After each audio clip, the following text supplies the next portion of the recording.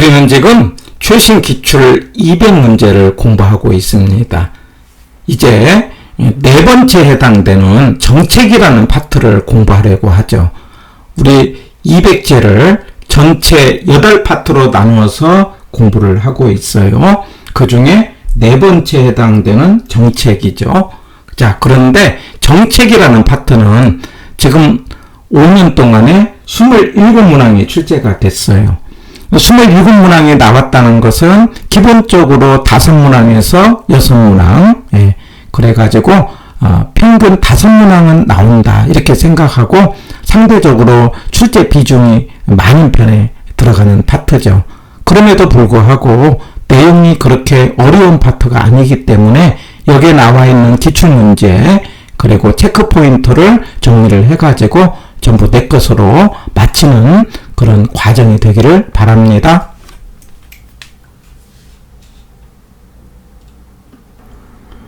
(52번입니다) 부동산 시장에서 시장의 실패 원인으로 틀린 것 했어요. 자, 그러면 여기서 시장의 실패가 무슨 말이냐 이걸 좀 알 필요가 있는데 우리는 여기서 이 네 단계를 하나 생각을 해보세요. 시장의 원리, 시장의 실패, 정부의 개입, 정부의 실패 이렇게 말할 수 있는데 우리 사회를 자본주의라고 하지 않습니까? 그 자본주의라는 것은 시장이라는 방법으로 경제 문제를 해결하는 거예요. 이 경제 문제라는 것은 사람은 많은데 먹을 것이 적은 먹고 사는 문제입니다. 그래서 어떻게 해결하느냐? 돈을 내고 거기에 상응하는 만족을 얻으면서 여기서 돈이라는 건 가격이에요. 그리고 만족은 가치예요. 그래서 내는 돈만큼 가격을 내고 가치를 얻으면서 물건을 나눠 쓰는 것. 이걸 우리는 시장의 원리하고요. 이걸 효율적 배분 이렇게 이해합니다. 그러니까 배분이라는 건 나눠 쓰는데 효율적으로. 그러니까 효율적이라는 건 내는 가격과 얻는 가치가 같게 되도록 하면서 물건을 나눠 쓰는 것 이렇게 이해합니다. 자, 그런데 이런 시장의 원리는요. 완전 경쟁을 전제로 하고 설명을 해요. 그런데 완전 경쟁이라는 것은 정, 동, 진, 다 이런 말 들어봤어요? 정보가 공개됐다, 본질이 다수다, 진퇴가 자유롭다, 다수의 매도자와 매수자가 있다. 라는 네 가지 조건을 갖춘 것을 완전 시장인데 현실은 완전 시장이라는 것이 없어요. 현실은 불완전 시장이에요. 네, 불완전 시장이기 때문에 시장의 원리가 잘 안 돼요. 이런 걸 시장의 실패라고 한다라고 하는 거예요. 그러면 시장의 실패는 효율적 배분이 안 된다는 거고 효율적 배분이 안 됐다는 것은 결과적으로 낭비가 생기고 초과이윤이 있다. 이런 결과가 생겨요. 여기서 초과이윤이 있다는 것은 개인의 입장에서는 초과이윤이 있다. 그러면 돈 벌었다. 이런 개념이에요. 그러나 사회 전체적으로는 바람직하지 않아요. 보세요. 우리 아파트 갖고 돈 벌었다 이런 소문 나면은 반드시 정부가 간섭을 하지 않습니까? 이거는 사회 전체적으로 바람직하지 않다는 걸 말하는 거예요. 그래서 이제 시장이 실패가 되면은 정부가 이 문제를 해결하기 위해서 간섭을 합니다. 자, 그런데 이 간섭할 때는 시장의 실패가 됨으로 인해서 비효율성이 많아졌으니까 이 비효율성을 줄이기 위해서 간섭을 하게 되는데 바로 시장의 실패를 수정한다 이런 말이 나오면은 경제적 목적이에요. 그런데 정부는요 이런 경제적 목적 말고도 정치적 목적도 있죠. 이번처럼 서민들이 코로나로 인해서 힘든다 그러면 보조금을 주지 않습니까? 이런 것은 형평성을 위한 정치적 목적으로 정부가 간섭을 하는 거예요. 해서 정치적 내지는 경제적 목적, 특별히 시장의 실패를 수정한다 이런 말이 나오면은 무슨 목적이다? 경제적 목적이에요. 해갖고 정부가 간섭을 했는데 의도하지 않게 오히려 잘못된 결과가 생길 수도 있는데 이걸 정부의 실패라고 하고 지문으로 정부의 간섭으로 인해 가지고 오히려 사회적 후생 손실을 발생시킬 수 있다. 이런 지문이 나오면 맞는 걸로 풀고 바로 이런 걸 정부의 실패라고 한다. 이렇게 하나 기억을 합니다. 자, 자, 여기서 우리는 시장 실패라는 것은 효율적 배분이 안 되는 걸 말하는데, 그러면 시장 실패 원인이 왜 생기느냐 해갖고 이 5글자를 하나 기억합니다. 불공정, 외규. 말하자면 불안전 시장, 공공재, 정보의 비대칭, 외부 효과, 규모의 경제. 이렇게 하나 암기를 하면은요, 문제를 빨리 푸는 힘이 생겨요. 그래서 불안전 시장은 시장 실패인데, 이 불안전 시장이라고 해도 되고, 독점, 과점 이런 말이 나와도 시장의 실패다. 그러니까 하나만 있는 게 독점이고 몇몇이 시장을 장악하는 것이 과점인데, 불안전, 독점, 과점 다 시장의 실패다. 그 다음에 공공재, 그러면 공공이 쓰는 재화입니다. 이거는 시장에서 할 수가 없어요. 공짜기 때문에. 이 문제는 다음 문제에서 보겠어요. 공공재.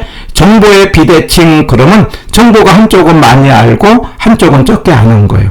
많은 쪽에서는 도덕적 해이라는 문제, 도덕적 문제가 생긴다 이렇게 하고, 정보가 적은 쪽에서는 역선택, 그러면 잘못된 선택을 한다 이런 말이에요. 이 정도로 하고 용어를 그냥 받아들이는 거예요.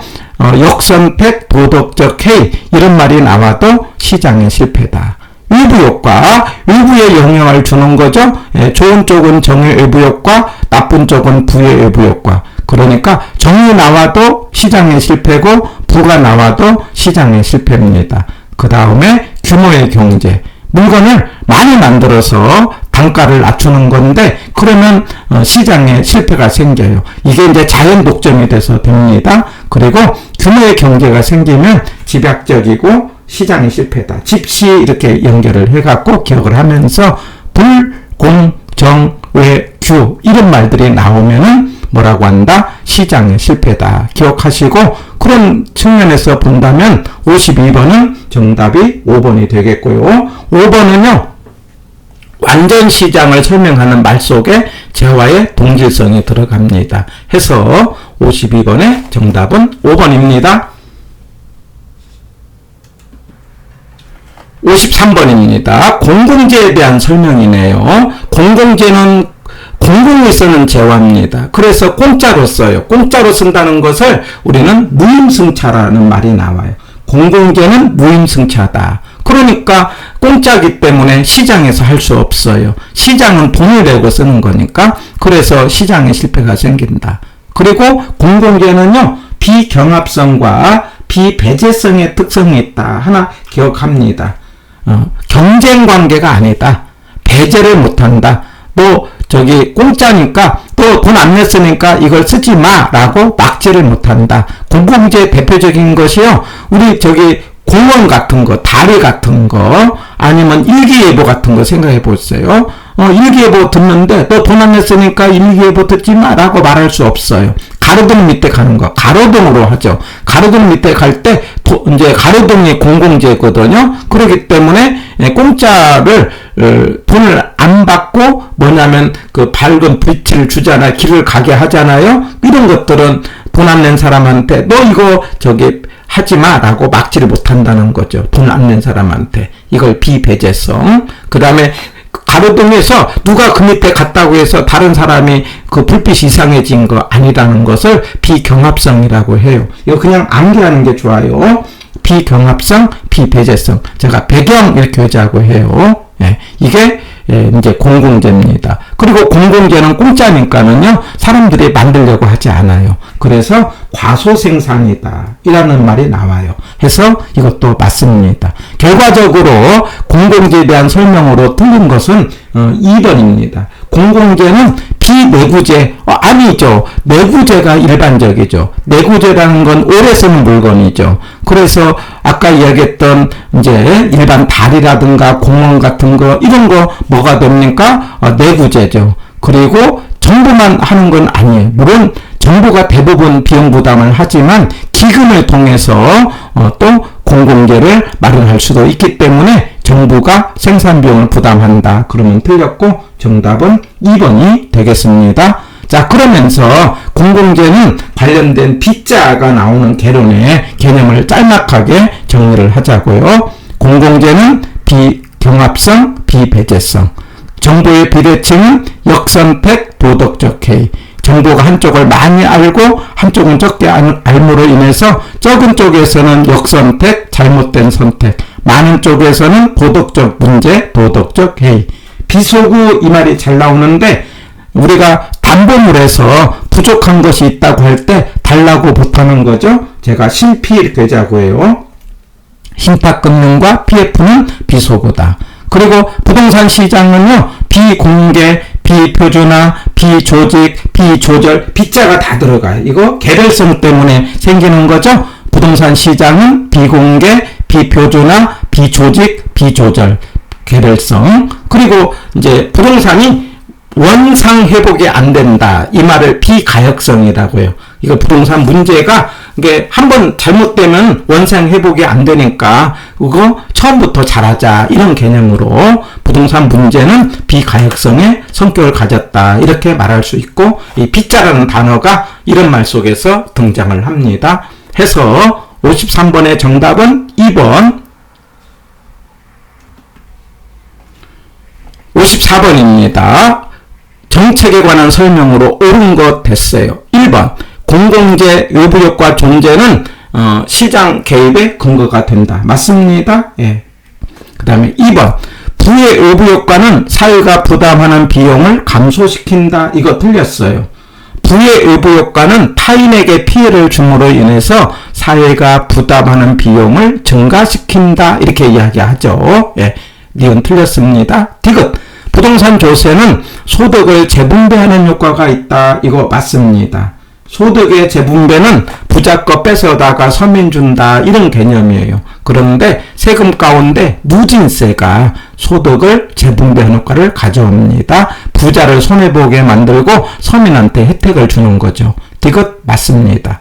리을 용도 지역은 토지를 효율적으로 이용하고 공공복리의 증진을 도모하기 위해서 지정한다. 맞습니다. 그래서 기억, 디귿, 리을이니까 답은 4번이 되겠네요.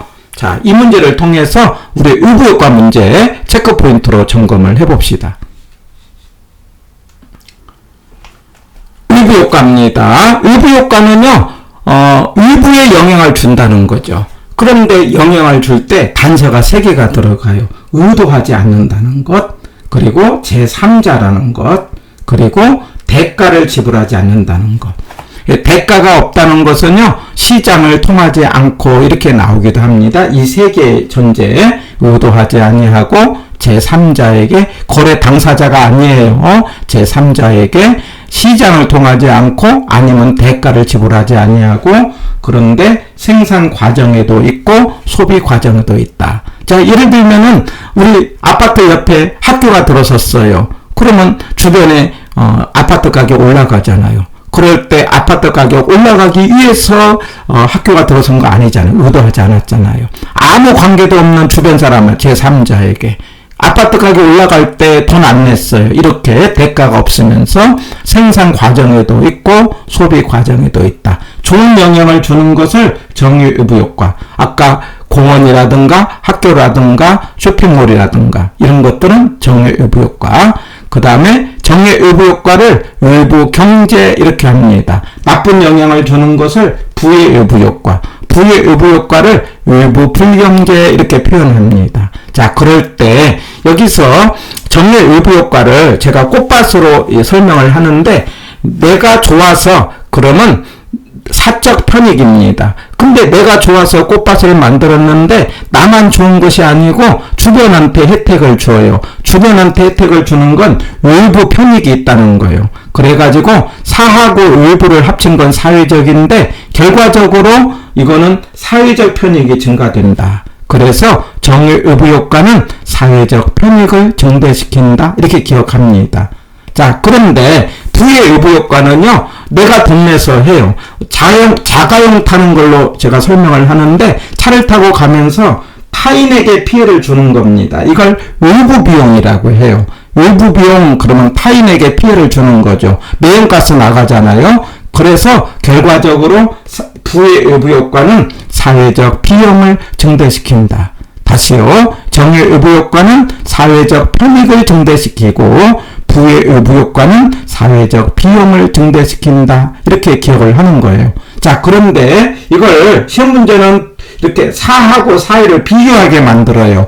그래서 제가 이런 걸 이제 이렇게 기억하자고 합니다. 많은 쪽을 보세요. 비용은요, 정일 때는 사적 비용이 많고 편익은 사회적 편익이 많아요. 그래서 이걸 기억하기 위해서 정은 내가 돈 내서, 내가 꽃밭을 내가 돈 내서 남한테 좋은 일 한다. 그래서 내 돈 그러면 사적 비용, 타인에게 이익 그러면 사회적 편익 이렇게요.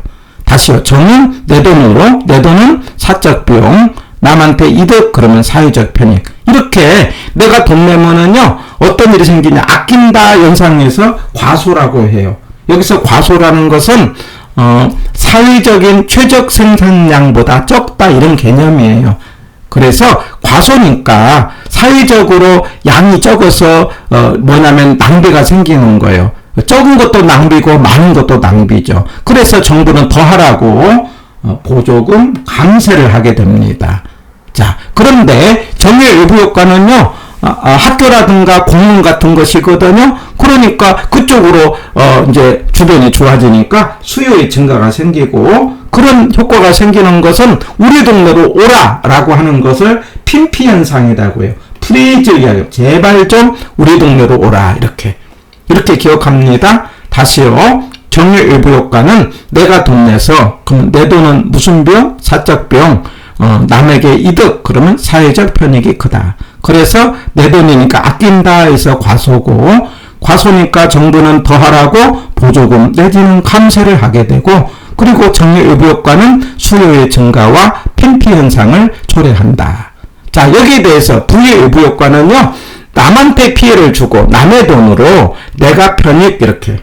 비용은 사회적 비용이 크고 그 다음 편익은 사적 편익이 커요. 그래서 부의 의부 효과는 남의 돈으로, 남의 돈이라는 것은 타인에게 피해를 줬다 이런 개념이에요. 그 다음에 내가 이득, 사적 편익. 그러니까 자가용탁 하면서 남한테 매연가스 나가게 하면서 내가 편익 갔다 이런 개념이에요. 그래서 타인에게 피해를 주게 되면은 타인 비용 부담을 하게 되면 필요 이상을 하게 됩니다. 자기가 돈을 안 내기 때문에. 그래서 과대 생산이다. 부는 과대입니다. 제가 사우나 예를 드는데 사우나 가서 물을 내릴 때 필요 이상을 내리게 되죠. 왜? 내가 내는 것이 아니니까. 이런 개념이 과대입니다. 과대는 사회적인 최적 생산량보다 많기 때문에 정부는 못하게 합니다. 규제 내지는 과세죠. 우리 자가용탁 하면서 환경 오염시키니까 환경세를 부담하게 하지 않습니까? 이런 개념이 과세 내지는 못하게 매연가스를 규제하지 않습니까? 이렇게 규제를 합니다. 그러면 약간 규제로 인해 갖고 공급이 줄게 되고, 자, 그런 부의 의부 효과는 우리 동네로 오지 말라라는 걸 님비라고 해요. 제발 좀 오지 말라라고 말할 수 있어요. 님비 현상과 관련이 있다라고 기억을 하고, 이렇게 외부 효과라는 개념을 지금 제가 설명했던 개념으로 정리를 해서 나오면 딱 찍으면 정답을 찾을 수 있습니다. 다시요. 외부 효과는 의도하지 아니하고 제3자에게 대가를 지불하지 않으면서 생산 과정과 소비 과정에 있는데 좋은 영향을 주는 것은 정의 외부 효과고, 내가 돈 내서 사적 비용, 남한테 이득을 주는 것 사회적 편익. 그래서 내 돈으로 가니까 과소고 정부는 보조금 내지는 감세를 하게 되고 수요의 증가와 팽팽 현상을 초래하는데, 부의 의부 효과는 남한테 피해를 주면서 사회적 비용, 내가 편익 간다, 사적 편익. 그래서 필요 이상을 쓰게 돼서 과대가 되고, 과대니까 정부는 규제 내지는 과세를 통해서 못하게 만들고, 우리 환경세가 대표적인 규제가 되겠죠?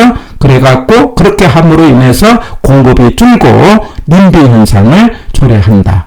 정의 의부 효과는 사회적 편익이 증대고, 부의 의부 효과는 사회적 비용의 증대. 이렇게 정리해서 시장의 실패편을 정리를 했어요. 한 문제 나올 때 불공정 의규, 공공재, 의부 효과 이런 말들을 체크포인트 내용을 꼭 기억을 하셔서 한 문제 마치기 바랍니다.